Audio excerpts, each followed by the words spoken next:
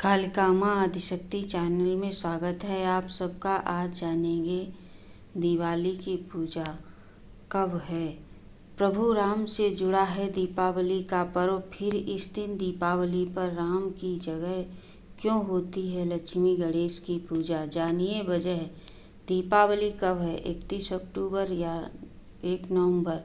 गोवर्धन भाई दूज की सही मुहूर्त, पूजा का सही समय व कहानी। अयोध्या में 31 अक्टूबर को मनेगी दीपावली। धार्मिक मान्यताओं के अनुसार दीपावली की पूजा कार्तिक अमावस्या के दिन प्रदोष काल में की जाती है। दीपावली 5 दिवसीय त्योहार है जिसकी शुरुआत धनतेरस से होती है और भैया दूज पर समाप्त होती है। धनतेरस त्रयोदशी तिथि के दिन मनाया जाता है, जिसके अगले दिन चतुर्दशी तिथि पर छोटी दीपावली मनाई जाती है। दिवाली रोशनी व खुशियों का त्योहार है। यह त्योहार भगवान राम के 14 साल के वनवास के समाप्त होने पर अयोध्या वापस लौटने की खुशी का प्रतीक है। श्री राम जन्मभूमि तीर्थ क्षेत्र के सदस्य अनिल मिश्रा ने दिवाली त्योहार की 31 अक्टूबर के दिन ही दीपावली पर्व मनाया जाएगा। दीपावली से एक दिन पहले मनाए जाने वाला त्योहार दीपोत्सव 30 अक्टूबर के दिन मनाया जाएगा।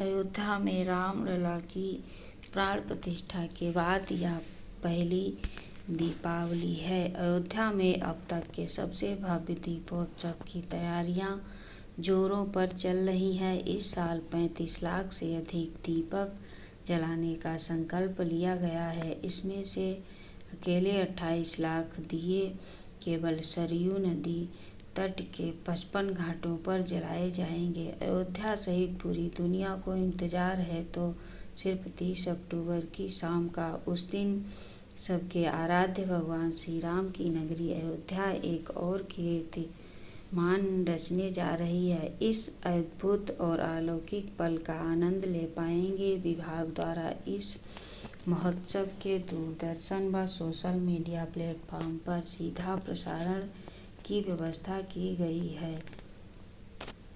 देवताओं और असुरों के बीच में समुद्र मंथन हुआ। हजारों साल चले इस मंथन में एक दिन महालक्ष्मी निकली। उस दिन कार्तिक कृष्ण पक्ष की अमावस्या थी।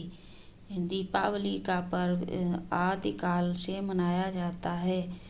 इसे संसार में खुशी का प्रतीक माना गया है। दीपावली के दिन अन्य कई इतिहास भी जुड़े हैं। भगवान श्री कृष्ण इसी दिन शरीर मुक्त हुए। जैन मत के अनुसार अंतिम तीर्थंकर भगवान महावीर महर्षि दयानंद सरस्वती ने दीपावली को ही निर्वाण प्राप्त किया। लेकिन हिंदुओं का मत है कि दीपावली के दिन राम जी के विजयी होकर अयोध्या लौटते थे। उनकी खुशी में घी के दीपक जलाए गए और खुशियां मनाई गई। राम, सीता और लक्ष्मण की खुशी में दीपावली मनाई जाती है। तो इस दिन राम की पूजा क्यों नहीं की जाती? सिर्फ लक्ष्मी पुत्र गणेश, विष्णु पत्नी लक्ष्मी सरस्वती का ही पूजन क्यों किया जाता है? आइए हम बताते हैं इस रहस्य को। युगों पुरानी बात है, जब समुद्र मंथन नहीं हुआ था उस दौरान देवता और राक्षसों के बीच आए दिन युद्ध होते रहते थे। कभी देवता राक्षसों पर भारी पड़ते तो कभी राक्षस। एक बार देवता राक्षसों पर भारी पड़ रहे थे, जिसके कारण राक्षस पाताल लोक में भागकर छिप गए। राक्षस जानते थे कि वे इतने शक्तिशाली नहीं थे कि देवताओं से लड़ सकें। देवताओं पर महालक्ष्मी अपनी कृपा बरसा रही थी। माँ लक्ष्मी अपने 8 स्वरूपों के साथ इंद्रलोक में थी, जिसके कारण देवताओं में अहंकार भरा हुआ था। एक दिन दुर्वासा ऋषि संपन्न की माला पहनकर स्वर्ग की तरफ जा रहे थे। रास्ते में इंद्र अपने ऐरावत हाथी के साथ आते हुए दिखाई दिए। इंद्र को देखकर ऋषि प्रसन्न हुए और गले की माला उतारकर इंद्र की ओर फेंकी, लेकिन इंद्र मस्त थे। उन्होंने ऋषि को प्रणाम तो किया, लेकिन माला नहीं संभाल पाए और वह ऐरावत के सिर में डाल गई। हाथी को अपने सिर में कुछ होने का अनुभव हुआ और उसने तुरंत सिर हिला दिया था, जिससे माला जमीन पर गिर गई और पैरों से कुचल गई। यह देखकर वे क्रोधित हो गए।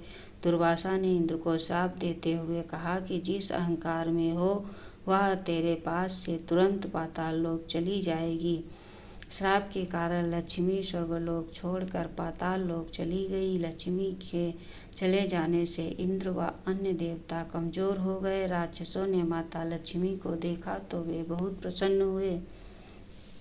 राक्षस महाबलशाली हो गए और इंद्रलोक पाने की जुगत भिड़ाने लगे। उधर लक्ष्मी के जाने के बाद में इंद्र देव गुरु बृहस्पति और अन्य देवताओं के साथ ब्रह्मा जी के पास पहुँचे। ब्रह्मा जी ने लक्ष्मी को वापस बुलाने के लिए समुद्र मंथन की युक्ति बताई। देवताओं और असुरों के बीच में समुद्र मंथन हुआ।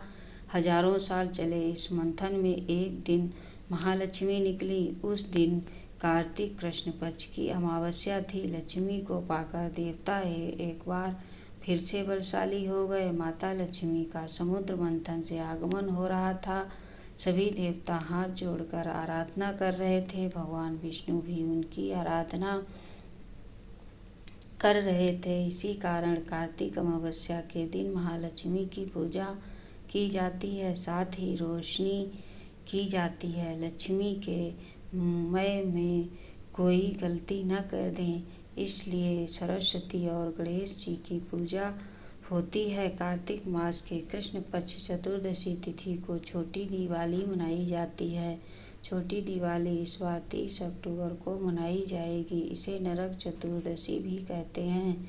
इस दिन पौराणिक मान्यताओं के अनुसार हनुमान जी की जयंती भी मनाई जाती है। साथ ही इसे रूप चौदस और छोटी दिवाली भी कहते हैं। इस दिन दक्षिण दिशा में यम देवता के नाम का दीपक भी जलाया जाता है। साथ ही इस दिन हनुमान जी को बूंदी के लड्डू का भोग लगाना और चोला चढ़ाना भी बहुत शुभ माना जाता है। बड़ी दीपावली 2024 कब है? दीपावली इस साल 31 अक्टूबर दिन गुरुवार को मनाई जाएगी।